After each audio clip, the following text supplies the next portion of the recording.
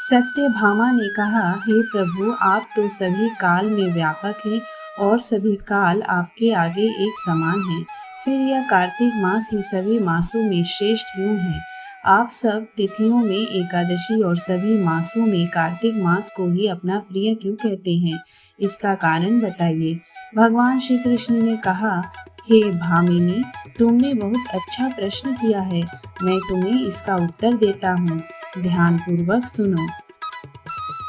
एक बार महाराज बेन के पुत्र राजा पृथ्वी ने प्रश्न के उत्तर में देवर्षि नारद से प्रश्न किया था और जिसका उत्तर देते हुए नारद जी ने उसे कार्तिक मास की महिमा बताते हुए कहा, हे राजन, एक समय शंख नाम का एक राक्षस बहुत बलवान एवं अत्याचारी हो गया था। उसके अत्याचारों से तीनों लोकों में त्राही त्राही मच गई। उस शंकासुर ने स्वर्ग में निवास करने वाले देवताओं पर विजय प्राप्त कर इंद्रादि देवताओं एवं लोकपालों के अधिकारों को छीन लिया। उससे भयभीत होकर समस्त देवता अपने परिवार के सदस्यों के साथ सुमेरु पर्वत की गुफाओं में बहुत दिनों तक छिपे रहे। तत्पश्चात वे निश्चित होकर सुमेरु पर्वत की गुफाओं में ही रहने लगे। उधर जब शंकासुर को इस बात का पता चला कि देवता आनंद पूर्वक सुमेरु पर्वत की गुफाओं में निवास कर रहे हैं, तो उसने सोचा कि ऐसी कोई दिव्य शक्ति अवश्य है जिसके प्रभाव से अधिकारहीन यह देवता अभी भी बलवान है। सोचते सोचते वह इस निर्णय पर पहुंचा कि वेद मंत्रों के बल के कारण ही देवता बलवान हो रहे हैं। यदि इनसे वेद छीन लिए जाएं, तो वे बलहीन हो जाएंगे। ऐसा विचार कर शंकासुर ब्रह्मा जी के सत्यलोक से शीघ्र ही वेदों को हर लाया। उसके द्वारा ले जाए जाते हुए भय से उसके चंगुल से निकल भागे और जल में समा गए। शंकासुर ने वेद मंत्रों तथा बीज मंत्रों को ढूंढते हुए सागर में प्रवेश किया, परंतु ना तो उसको वेद मंत्र मिले और ना ही बीज मंत्र। जब शंकासुर सागर से निराश होकर वापस लौटा, तो उस समय ब्रह्मा जी पूजा की सामग्री लेकर सभी देवताओं के साथ भगवान विष्णु की शरण में पहुँचे और भगवान को गहरी निद्रा से जागने के लिए गाने बजाने लगे और धूप गंध आदि से बारंबार उनका पूजन करने लगे। धूप दीप नैवेद्य आदि अर्पित किए जाने पर भगवान की निद्रा टूटी और वह देवताओं सहित ब्रह्मा जी को अपना पूजन करते हुए देखकर बहुत प्रसन्न हुए तथा कहने लगे, मैं आप लोगों के इस कीर्तन एवं मंगलाचरण से बहुत प्रसन्न हूँ।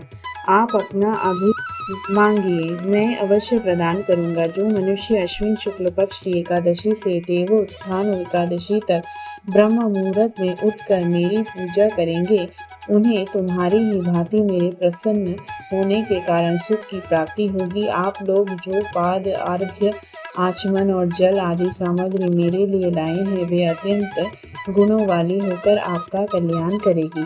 शंकासुर द्वारा हरे गए संपूर्ण वेद जल में स्थित है।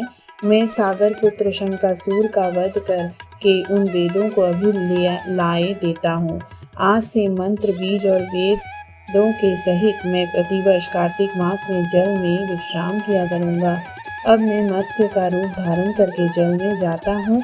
तुम सब देवता भी मुनीश्वरों सहित मेरे साथ जल में आओ।